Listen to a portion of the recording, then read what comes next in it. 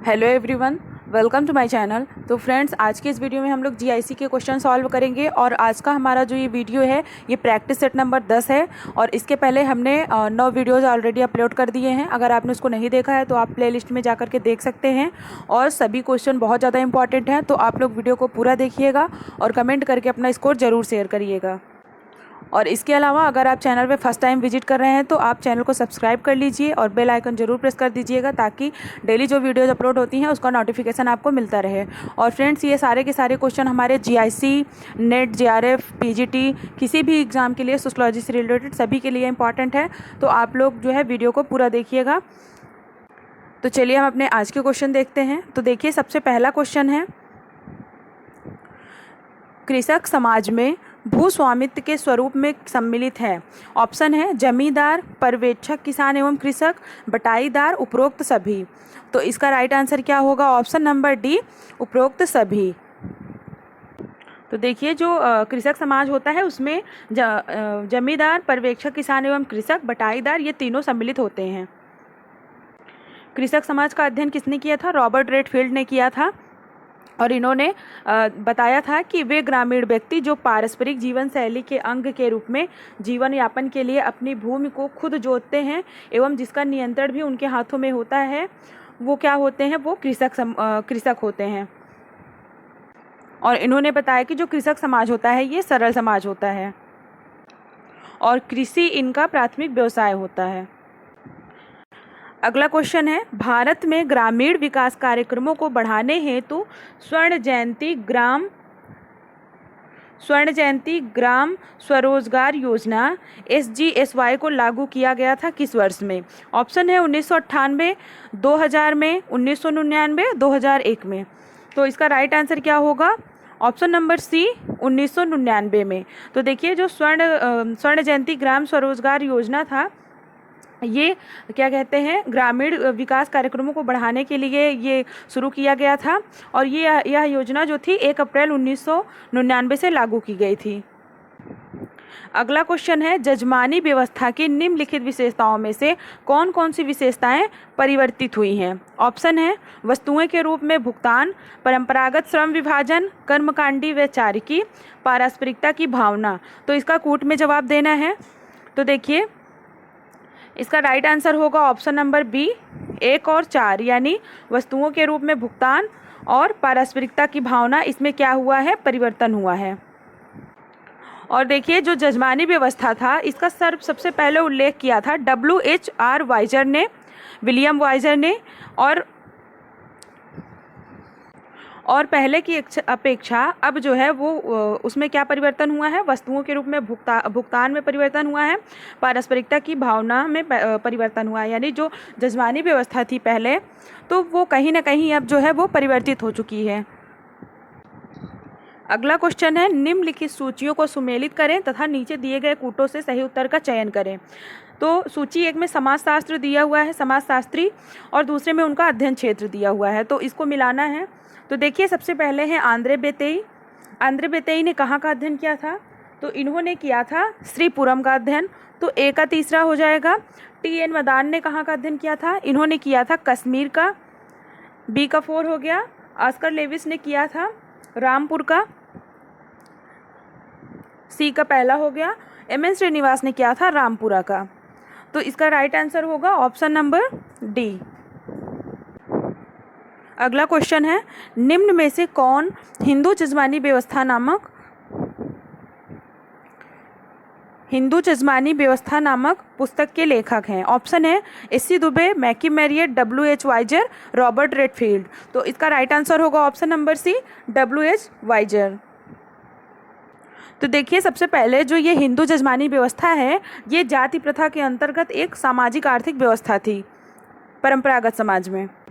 और इसके अलावा जो जजमानी व्यवस्था है इससे संबंधित जो व्यवस्थित अध्ययन किया था वो किया था मेंडलबॉम ने। इनकी एक पुस्तक थी सोसाइटी इन इंडिया, उसमें 1995 में। तो व्यवस्थित अध्ययन किया था मेंडलबॉम ने। उसके बाद विलियम वाइजर ने इसका जो है अध्ययन किया था। तो जो विलियम वाइजर थे इन्होंने जजमानी व्यवस्था का अध्ययन कहाँ किया था? करीमपुर गाँव में, जो यूपी में है। और इनकी एक पुस्तक थी द हिंदू जजमानी सिस्टम। इसमें इन्होंने जो जजमानी व्यवस्था है इसको प्रकार्यात्मक संस्था माना था, यानी इसको एक एज अ फंक्शन देखते थे। मतलब ये जजमानी व्यवस्था को समाज के लिए अच्छा मानते थे। और इनका कहना था कि जो जजमानी व्यवस्था होती है ये क्या होती है, मतलब एक दूसरे पर निर्भर होते हैं और जो सभी जातियां होती हैं उनको सामाजिक और आर्थिक सुरक्षा प्रदान होता है जजमानी व्यवस्था की वजह से। इन्होंने बताया कि सेवा और वस्तु के बदले सेवा और वस्तु जो है वो प्राप्त किया जाता है। यानी इनका जो दृष्टिकोण था जजमानी व्यवस्था को लेकर के वो पॉजिटिव था। अगला क्वेश्चन देखिए, निम्न में कौन सी जोड़ी सही सुमेलित नहीं है? ऑप्शन है कैथलीन गफ तंजौर, एफ.जी. बेली बिसीपारा, एस.सी. दुबे समीरपेट, एम.एन. श्रीनिवास श्रीपुरम। तो ये मतलब विचारक हैं और इन्होंने किस गांव का अध्ययन किया हुआ था ये दिया हुआ है। तो देखिए इसमें से कौन सा सही सुमेलित नहीं है? तो जो ऑप्शन नंबर डी है, एम.एन. श्रीनिवास ने श्रीपुरम का अध्ययन नहीं किया था। इन्होंने रामपुरा का अध्ययन किया था और श्रीपुरम का अध्ययन किया था आंध्रे बेते ने। तो ये गलत है। अगला क्वेश्चन है, ग्रामीण लोगों का मूल व्यवसाय क्या है? ऑप्शन है कृषि, बढ़ई, बर्तन बनाना, टोकरी बनाना। तो इसका राइट आंसर होगा ऑप्शन नंबर ए, कृषि। तो देखिए ग्रामीण जो गांव में जो लोग रहते हैं उनका जो प्राथमिक व्यवसाय, मूल व्यवसाय होता है वो कृषि होता है। और ग्रामीण लोग जो होते हैं वो कृषि के साथ साथ पशुपालन भी करते हैं। अगला क्वेश्चन है, ग्राम पंचायत में कितनी समितियां होती हैं? ऑप्शन है 3, 5, 6, 8। तो इसका राइट आंसर होगा ऑप्शन नंबर बी, 5। तो देखिए जो ग्राम पंचायत होता है उसमें 5 समितियां होती हैं। पहला होता है विकास समिति, दूसरा होता है निर्माण कार्य समिति, तीसरा होता है शिक्षा समिति, चौथा होता है प्रशासनिक समिति और पांचवा होता है स्वास्थ्य एवं कल्याण समिति। अगला क्वेश्चन है, कौन एक निम्नांकित में औद्योगिकरण की विशेषता नहीं है? ऑप्शन है चरवाहा अर्थव्यवस्था, निर्माणकारी अर्थव्यवस्था, विनिमय अर्थव्यवस्था, कृषिकीय अर्थव्यवस्था। तो इसमें से औद्योगिकरण की विशेषता है पूछा है, तो इसका राइट आंसर हो जाएगा ऑप्शन नंबर बी, निर्माणकारी व्यवस्था। निर्माणकारी अर्थव्यवस्था जो होती है वो औद्योगिकरण की विशेषता होती है। और बाकी चरवाहा अर्थव्यवस्था, विनिमय अर्थव्यवस्था, कृषि अर्थव्यवस्था, ये जो सरल समाज होते थे, परंपरागत समाज, उनमें पाई जाती थी, यानी ग्रामीण समाज में। अगला क्वेश्चन है, निम्नांकित में किसका अवलोकन है कि भारत में औद्योगिकरण और नगरीकरण साथ साथ चल रहे हैं? ऑप्शन है किंग्सले डेविस, डेनियल बोग, केसी जकारिया, पी.एन. सोवानी। तो इसका राइट आंसर होगा ऑप्शन नंबर सी, केसी जकारिया। तो देखिए नगरीकरण का उद्योग वृद्धि में जो है बहुत ज़्यादा घनिष्ठ संबंध होता है और जहाँ जहाँ औद्योगिकरण हो जाता है वहाँ क्या होता है, उद्योगों के स्थानीयकरण के फलस्वरूप नगरीकरण भी हो जाता है। और जिस नगर का जन्म औद्योगिकरण के बाद होता है वहाँ उद्योगों पर केंद्रित जीवन की प्रधानता रहती है। अगला क्वेश्चन है, वैश्विक व्यवस्था का आधुनिक सिद्धांत किसके द्वारा प्रतिपादित किया गया? ऑप्शन है रिटजर, वालेस्टीन, रॉबर्टसन, गिडेंस। तो इसका राइट आंसर होगा ऑप्शन नंबर बी, वालेस्टीन। तो देखिए ये अमेरिकी समाजशास्त्री थे, ई वालेस्टीन इनका नाम था। इन्होंने विश्व व्यवस्था सिद्धांत का अपना जो है विश्व व्यवस्था सिद्धांत इन्होंने दिया हुआ था और इनका यह जो सिद्धांत है वो आधुनिक विश्व व्यवस्था में जो है उद्धित है। विश्व व्यवस्था का मतलब जो है, इनका कहना था कि एक ऐसी संपूर्ण सामाजिक व्यवस्था है जिसकी अपनी कुछ सीमाएं हैं तथा साथ ही जिसकी एक निश्चित जीवन विधि होती है, मतलब जो अनंत काल तक नहीं चलती है, वो क्या होती है, वो इसे इन्होंने विश्व व्यवस्था कहा था। अगला क्वेश्चन है, निम्नलिखित में कौन चिंतक समूह केवल संघर्ष सिद्धांतकारों का है? ऑप्शन है Ratzenhofer, Marx Dahrendorf, Marx Simmel Parsons, Marx Dahrendorf, Sorokin, उपयुक्त में से कोई नहीं। तो इसमें से जो केवल संघर्ष सिद्धांतकार हैं वो कौन है? तो इसका राइट आंसर होगा ऑप्शन नंबर ए, यानी रेजेनहोफर, मार्क्स और डेहरेनडॉर्फ। ये तीनों ही संघर्षवादी हैं, मतलब संघर्ष सिद्धांत से संबंधित हैं और इनका कहना है कि समाज में जो है वो संघर्ष से ही समाज का जो है अनुरक्षण संभव है। अगला क्वेश्चन है, अगस्त काम्ट के सामाजिक उद्विकास के 3 चरणों में निम्नांकित में से कौन सा शामिल नहीं है? देवशास्त्री, अधिभौतिक, औद्योगिक, प्रत्यक्षवाद। तो इसमें से कौन सा सम्मिलित नहीं है? तो देखिए इसका राइट आंसर होगा ऑप्शन नंबर सी, औद्योगिक। अगस्त काम्टे ने समाज के उद्विकास की जो निम्न 3 चरण बताए थे वो बताया था इन्होंने देवशास्त्री, अधिभौतिक और प्रत्यक्षवाद। और इनका जो ये सिद्धांत था ये समरेखीय था, औद्योगिक की बात इन्होंने नहीं की थी। अगला क्वेश्चन है, सूची 1 को सूची 2 के साथ सुमेलित करना है। तो सूची 1 में देखिए सिद्धांत दिया हुआ है और दूसरे में जो है लेखक है जो विचारक उनका नाम दिया है, तो इसको मिलाना है। तो विकासवादी सिद्धांत किससे संबंधित है? विकासवादी सिद्धांत ये संबंधित है आगस्त कॉम्टे से। ए का दूसरा हो जाएगा चक्रीय सिद्धांत संबंधित है सोरोकिन से।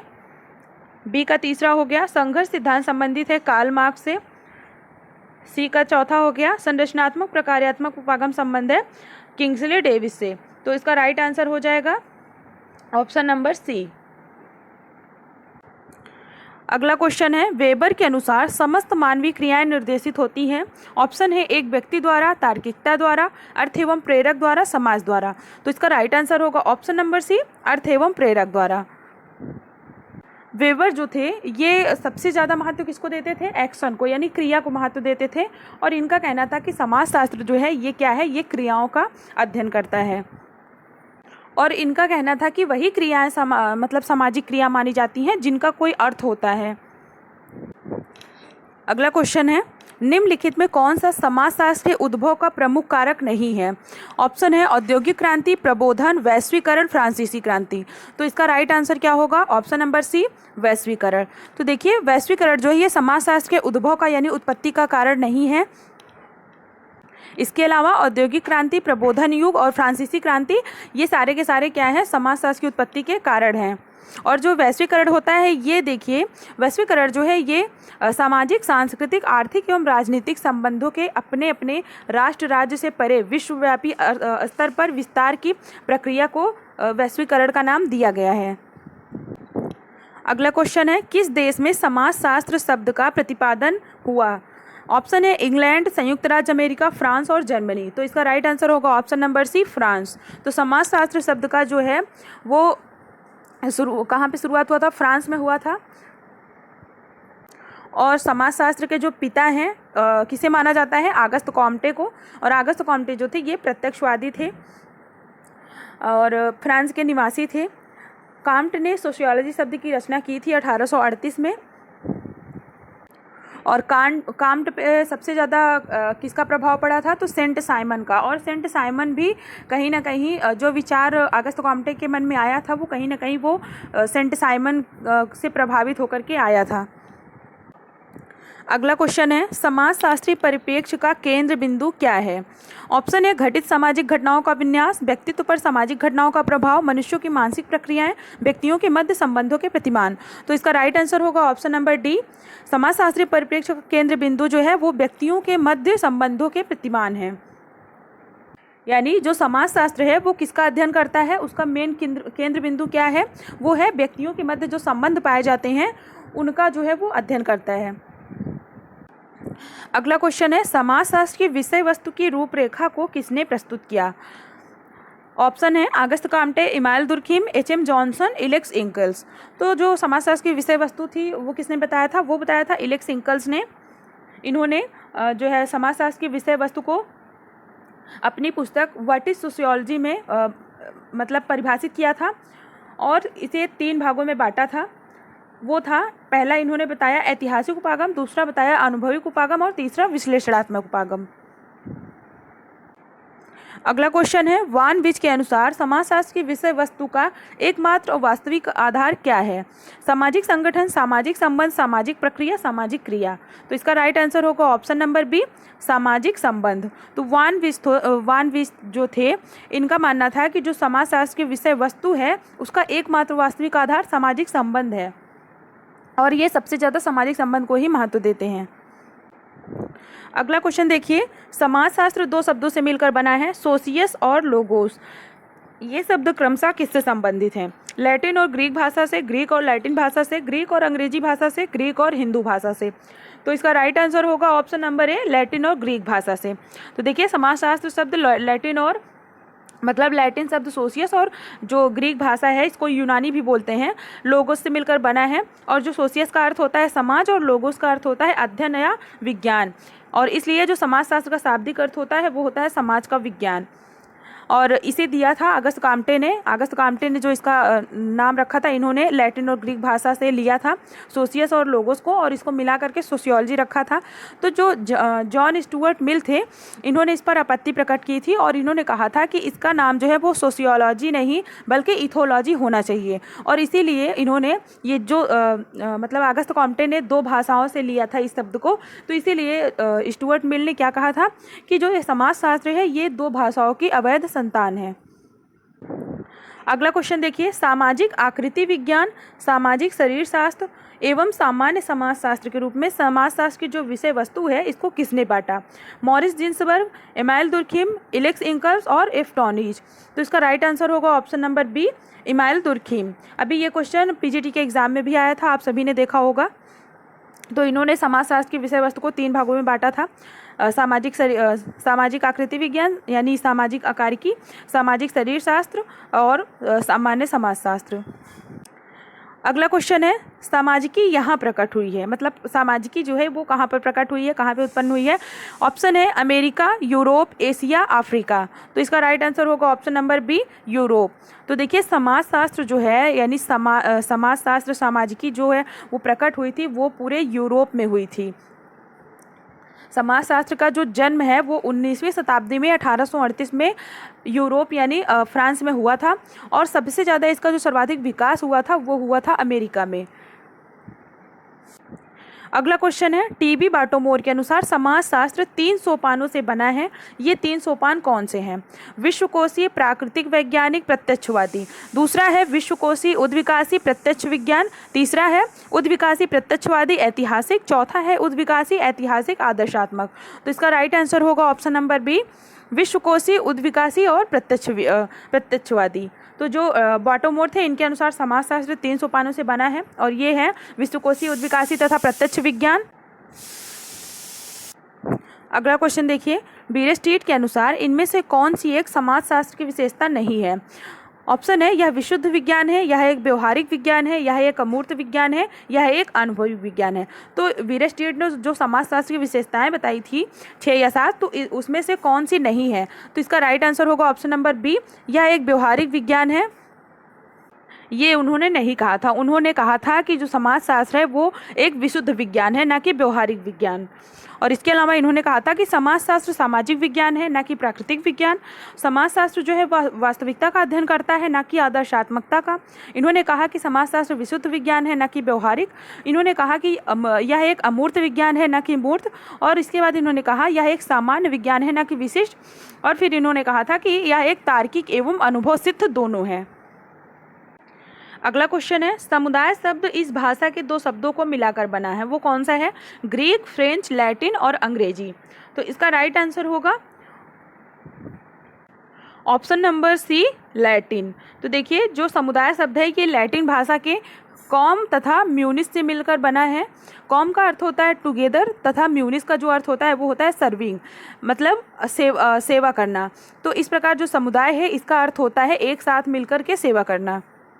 इसके अलावा समुदाय की बहुत सारी विशेषताएं हैं, आप सभी को पता होंगी। समुदाय जो होता है ये स्वतः स्फूर्त होता है, यानी इसका जन्म अपने आप होता है। समुदाय का एक निश्चित भौगोलिक क्षेत्र होता है, हम की भावना होती है। तो ये सारी चीज़ें इसकी विशेषताएं हैं। अगला क्वेश्चन है, निम्नलिखित में कौन सी सामाजिक प्रक्रिया है? हिंसा, आक्रमण, संघर्ष, मुकाबला। तो सामाजिक प्रक्रिया इसमें से कौन सी है? तो ऑप्शन नंबर सी इसका आंसर होगा संघर्ष। देखिए संघर्ष भी क्या है? एक सामाजिक प्रक्रिया है। मतलब जब 2 या 2 से अधिक व्यक्ति होते हैं या समूह होते हैं और सीमित साधन होता है और उन पर नियंत्रण प्राप्त करने के लिए शांतिपूर्ण तरीके से वो क्या करते हैं, मतलब शांतिपूर्ण तरीके अपनाते हैं, तब यह जो स्थिति होती है ये प्रतिस्पर्धा होती है, यानी कंपटीशन होता है। तब तक ये कंपटीशन होता है जब तक शांतिपूर्ण तरीके से सभी लोग इसको मतलब इस पर नियंत्रण प्राप्त करने के लिए प्रयास करते हैं। लेकिन जब सीमित उद्देश्यों एवं हितों की जो ये पूर्ति के लिए बल प्रयोग होता है, हिंसा का सहारा लिया जाता है, तब क्या होता है, ये जो प्रतिस्पर्धा होती है ये संघर्ष में बदल जाती है। और जो संघर्ष है ये एक प्रकार की सामाजिक प्रक्रिया है। तो जो प्रतिस्पर्धा है इसको संघर्ष का जो है पृष्ठभूमि भी कहा जाता है, यानी संघर्ष जो है वो प्रतिस्पर्धा में ही छिपा होता है। अगला क्वेश्चन है, निम्नलिखित में कौन संगठन प्रतिस्पर्धा और संघर्ष दोनों पर आधारित है? एक नातेदारी संगठन, एक धार्मिक संगठन, एक औद्योगिक संगठन, एक सजातीय संगठन। तो इसका राइट आंसर होगा ऑप्शन नंबर सी, एक औद्योगिक संगठन। तो जो एक औद्योगिक संगठन होता है इसमें प्रतिस्पर्धा और संघर्ष दोनों पाया जाता है, क्योंकि प्रतिस्पर्धा और संघर्ष के बिना किसी भी औद्योगिक संगठनों का जो है वो अनुरक्षण होना असंभव होता है। अगला क्वेश्चन है, व्याख्यात्मक समाजशास्त्र के विश्लेषण की मूल इकाई क्या है? संगठन, संरचना, व्यवस्था, क्रिया। तो इसका राइट आंसर होगा ऑप्शन नंबर डी, क्रिया। देखिए, जो व्याख्यात्मक समाजशास्त्र होता है उसकी जो मूल इकाई होती है विश्लेषण की, वो होती है एक्शन, यानी क्रिया। मतलब एक ऐसी प्रक्रिया जो किसी व्यक्ति के लिए महत्वपूर्ण हो तथा किसी लक्ष्य को ध्यान में रखकर की जाती है, तो उसे क्या कहते हैं, वो क्रिया कहलाती है। और व्याख्यात्मक समाजशास्त्र जो है वो क्रिया को ज़्यादा महत्व देते हैं।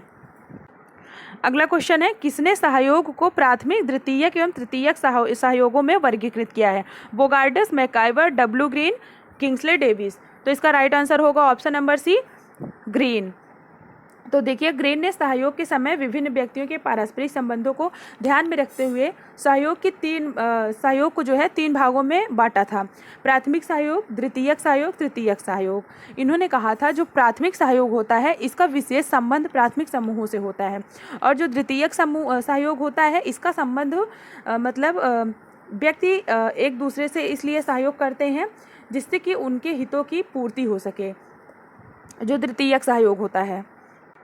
और जब सहयोग का रूप अवसरवादी हो जाता है, यानी कि जब मौका मिले अपना फ़ायदा दिखने का तो उसके बाद लोग सहयोग करते हैं, तो वो क्या होता है, इसका उद्देश्य कुछ समय के लिए अन्य व्यक्तियों अथवा समूहों से समायोजन करना होता है। मतलब जब अवसर मिलता है, उनको पता है कि अभी मुझे मौका मिला है और मुझे जो है इस व्यक्ति के लिए मदद करनी चाहिए, उसका सहयोग करना चाहिए, इससे मुझे फ़ायदा होगा, तो इसे क्या कहते हैं, तृतीयक सहयोग कहते हैं। इसका उदाहरण है जैसे कि राजनीति में क्या होता है, राजनीतिक दल जो होते हैं वो कभी कभी कुछ समय के लिए एक दूसरे को सहयोग करने लगते हैं, क्योंकि कहीं ना कहीं उनको मौका मिलता है अपना फ़ायदा करने का।